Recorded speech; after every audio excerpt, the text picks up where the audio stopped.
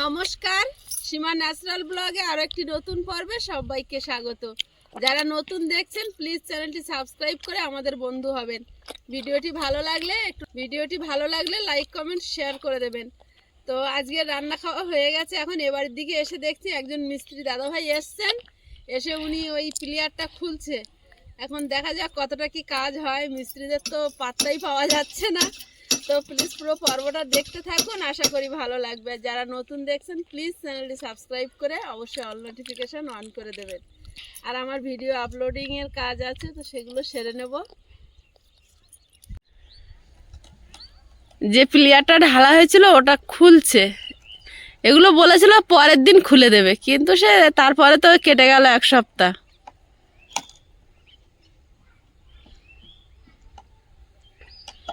খুললে দেখা যাবে এর ভিতরে কেমন হয়েছে।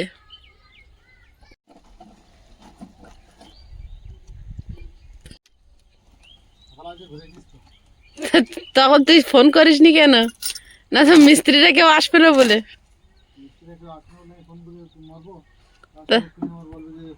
সাপ ওরা চলা জীবজন্তুরা থাকে, বেরিয়ে চলে গেছে।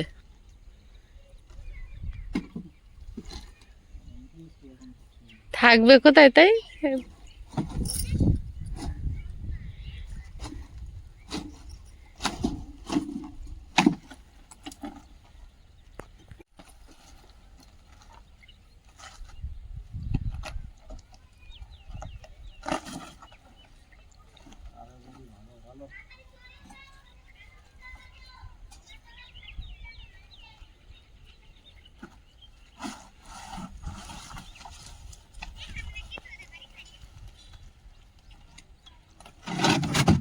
চলে গেছে।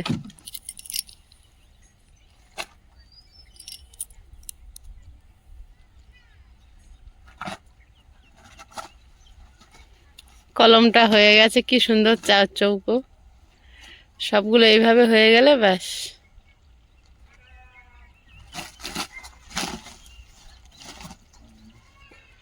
তাড়াতাড়ি আসবে।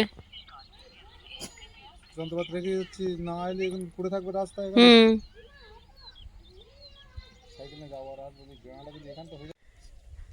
কারেন্টের লাইনটা তো পুরোপুরি ঠিক হয়নি। এখন দাদা আবার যাবে, আর দাদা আর দিদি দুজনে শাড়ি বানাচ্ছে।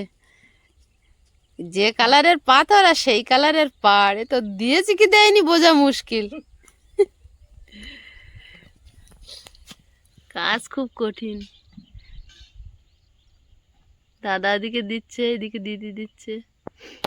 এখানে এলে একটু খেলে নেয়। সারা মাঠ পুরো খেজুর গাছের গোড়ার দিক থেকে ছুটে আসা হয়ে গেছে। আবার দ্বীপ ছুটে এসে ঘুরে ওর সঙ্গে দেখা করে গেল। আর কুল গাছের দিকে তাকাচ্ছে। কেনা কুল খাচ্ছে, কোনো অসুবিধা নেই। গাছের কুল খাওয়ার সময় বলছে আর লক্ষ্মী পুজো হয়নি, সরস্বতী পুজো হয়নি। আয়ুষ, কেনা কুলে অসুবিধা হয় না, গাছ থেকে খেতে নেই না। হ্যাঁ, বলছে গাছ থেকে কুল খেতে নেই মা, অথচ কেনা কুল খাচ্ছে। কিন্তু উল্টো নিয়মে। হ্যাঁ, কেনা কুল, ওগুলো বিদেশি কুল।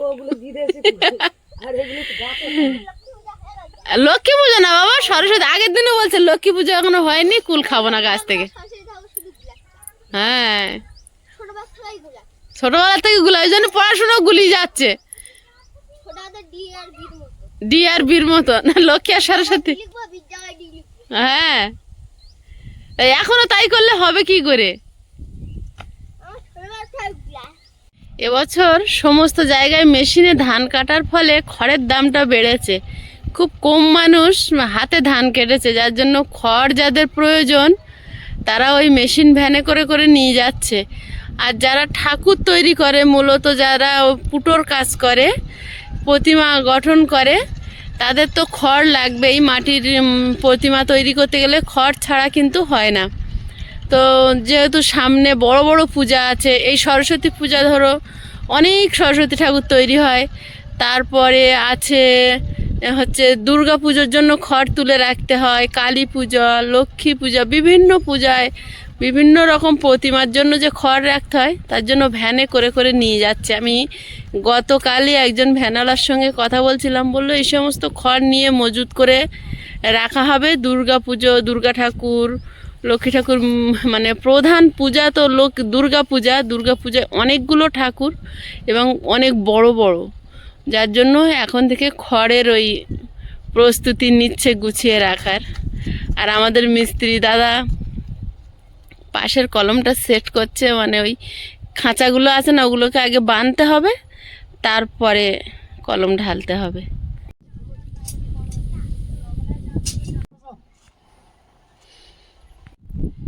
মিস্ত্রিগুলো ধরে আনা হয়েছে, এনে আর ওই আজকের কাজ করছে।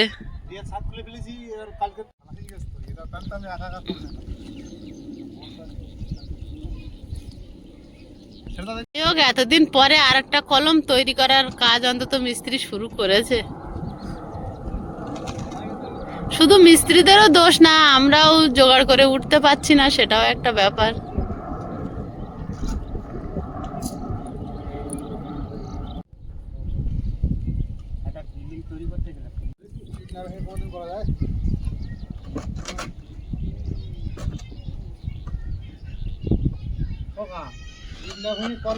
আল্লাহ ডেডি 3 পাতাল জয়েন্ট গুলো আসবে কি করে? জয়েন্ট গুলো আসবে না তো, তোমার জয়েন্ট পড়ে যাবে সব। বলছে ইট না ভেঙে বিল্ডিং বানিয়ে দেবো, একটা বিল্ডিং। ওই হয় নাকি? আমি তো কোন মতে হবে না, যত পাকা মিস্ত্রি হবে হয় নাকি, ভাঙতেই হবে একটা। হ্যাঁ এই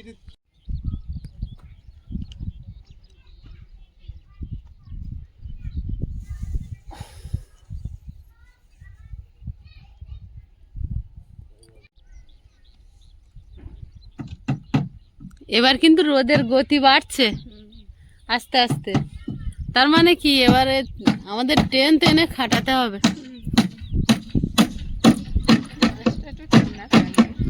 মাঘ মাসটা গেলেই ফাল্গুন মাস, ফাল্গুন মাসে তাও একটু দক্ষিণে হাওয়া থাকবে, তারপরে তো খবর হবে। না বাবা, আমার একটুখানি জায়গা, তোমার বট গাছ লাগাতে হবে না? তুমি ওখানে 2 কাঠা কিনে বট গাছ লাগাবো।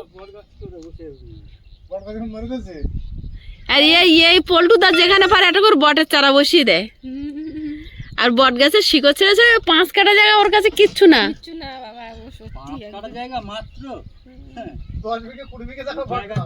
সেটাই বলছি, আমাদের যে 5 কাঠা জায়গা ওর কাছে কিচ্ছু না।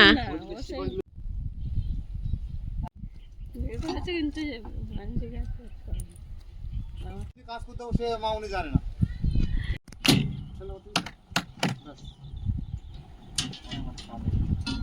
কে বলুন কোন নাও কোন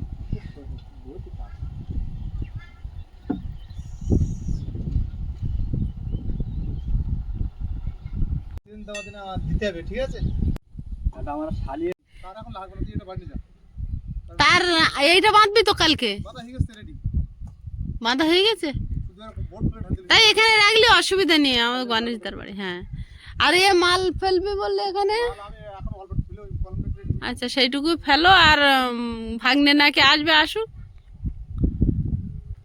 একদম খাখা দুপুর রোদ্দুর ছেড়েছে কি বাবা!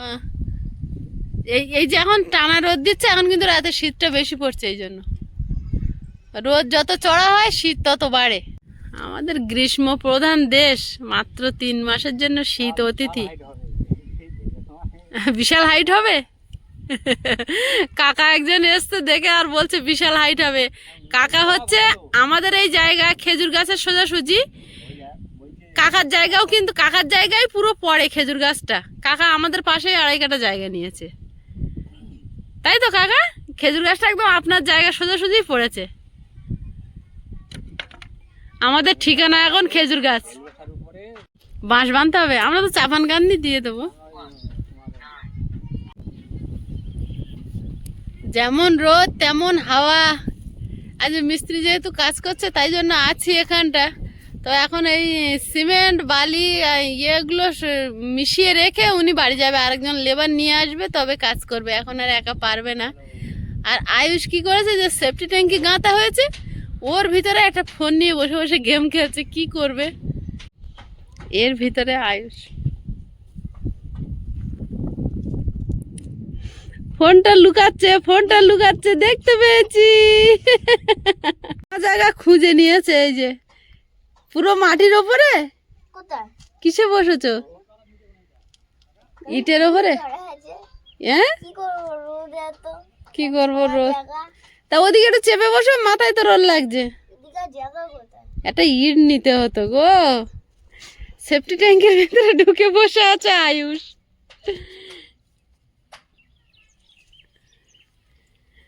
তাহলে তুমি এখানে বসে থাকো, আর মাথার উপরে জল রাখা আছে, একটু খাও। কলা 3টে খেয়ে নাও, কাঁঠালি কলা খাও।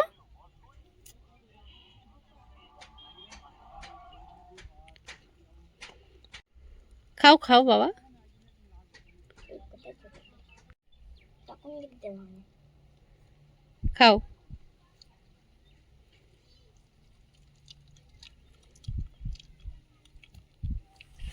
হয়েছে, আর একটু খিদে কমে যাবে। নে সেফটি ট্যাঙ্কের ভিতর ঢেলে দে।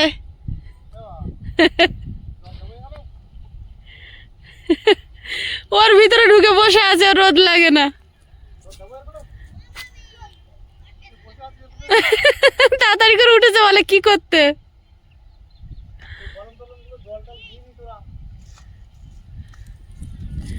আমরা জল দিয়েছি,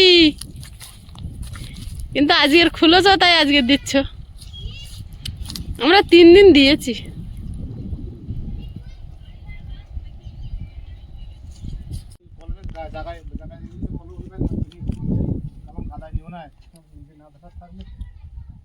বাড়ি যাওয়ার জন্য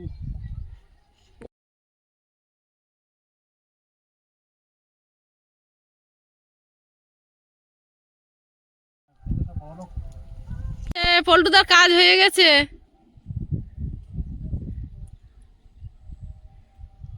ওই দুটো আমার কাছে দাও, আমি রেখে আসি। কারণ এই দুটো নাইলে থাকলে মাঠ থেকে কেউ না কেউ যদি হাতে করে নিয়ে যায় তাহলে হ্যাঁ, দরকারি জিনিসগুলো। এই রড দুটোর কাজ হয়ে গেছে, ওই যে ঠ্যাক্কাল দেওয়া ছিল, তো এখন পুতুলদের বাড়ি রেখে দেবো, দিয়ে বাড়ি যাব। 1টা বেজে গেছে। বাবা এখানে কজন শুয়ে আছে? ওরে বাবারে, ওরে বাবারে, এই 1 জন 2 জন 3 জন 4 জন। পুতুল কি করছিস? এই রড দুটো রাখবো ওই দুটো রডের সঙ্গে। এ দীপ, কি ব্যাপার? ও তুই পারবি না, ভার ভার। রড দুটো রেখে এসছি, আর মিস্ত্রিদারও বাড়ি চলে গেছে। আমি এবার বাড়ির দিকে যাব। আয়ুষকে ডাকছি তো, ও শুনতে পাচ্ছে না, না ফোনের আওয়াজে কি জানি। আয়ুষ কই, বেরাও আয়ুষ। ওঠো ওঠো, চলো। লাফতে পড়েছে, চলো চলো। কলাগুলো খেয়েছিলে? হ্যাঁ সব ছাল পড়ে আছে ঠিক আছে, প্রমাণ আছে না? হ্যাঁ আনতা বাবু, ধান রোদে দিয়েছে, কজন মিলে ভাগ করে খাচ্ছে? হ্যাঁ, কজন মিলে ভাগ করে খাচ্ছে? 3 4 5 6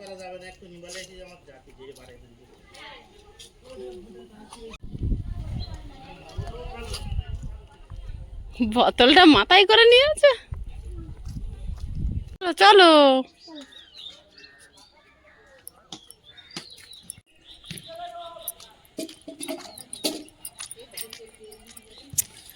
আজকেও আইসার খেলাটা মনে করেছিল খেলবে, বিকালে হলো না।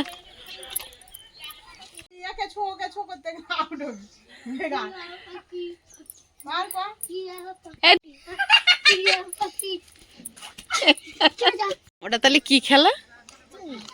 টিয়া টিয়া পাখির ঠোঁটটি লাল, ওই বলে দিচ্ছে। বাঁধা ছিল, ছাড়া পেয়েছে, দেখো পায়ে দড়ি কিন্তু বাঁধা আছে। কি খবর? একটা সিম দেখাই, কেমন একটা বেগুনি কালারের ফুল, রানী কালারের, আর এটা পুরো সাদা। এই সিমটা কেমন হয় কি জানি। ওই ওপরের দিকে বেগুনি কালারের রানী কালারেরটাও হয়েছে, সাদাটাও হয়েছে।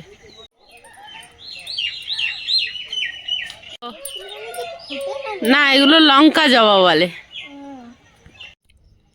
সারাদিন কাজকর্ম সেরে এবারে এখন একটু বসেছি, সন্ধ্যাবেলা আয়ুষকে নিয়ে চলে এসেছি আর আয়ুষের বাবা আসার অপেক্ষা করছি। তারপরে না, তার আগেই আমি রান্না বসাবো, একটু পরেই রান্না বসাবো। এখন বেজে গেছে 8:30 বাজে, পুরো 8:30 বাজে। তো আজকে শনিবার, সকাল সকালে একটু আসার কথা, মানে একটু তাড়াতাড়ি ছুটি হয় শনিবার, তো এখন কতক্ষণ দেরি করে। হ্যাঁ, ফোন তো করেছিল, কিন্তু এখন কত দূর আছে জানি না। এই বলতে বলতে চলে এসছে।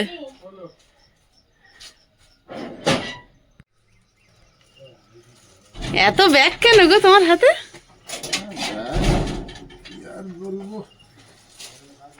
আমি স্টিকার আর পিন এনেছো? হ্যাঁ, ওই ব্যাগে আছে। এই ব্যাগে? হ্যাঁ, স্টিকার আর পিন নিয়ে আসলাম। আগে বিরাট কষ্ট হয় না। স্টিকার লাগিয়েছি, কেন? স্টিকার লাগিয়ে হয়তো 3-4টা কম পড়েছে আমার। কিন্তু বিরাট কষ্ট হলো, তাই বলছি। শীত করছে না তো, শরীরটা গরম নেই শীত করেনি, কিন্তু একটু অ্যাসিডিটি হয়েছিল পেটে, কেন? আর কি জানি। আয়ুষের বাবা আসার পরে কিন্তু আমরা সেদ্ধ ভাত করেছিলাম আর বেগুন ভাজা, তো খাওয়া হয়ে গেছে। এবারে শোয়ার পালা, আর 10:30 বাজে। এই শীতকালটা আমার কাছে বিশেষ করে খুবই কষ্টের, কারণ আমার তো ভোরবেলা উঠতে হয় আর রাত্রে শুতে শুতে এখন 10:30 বাজে, একদম পাক্কা 10:30।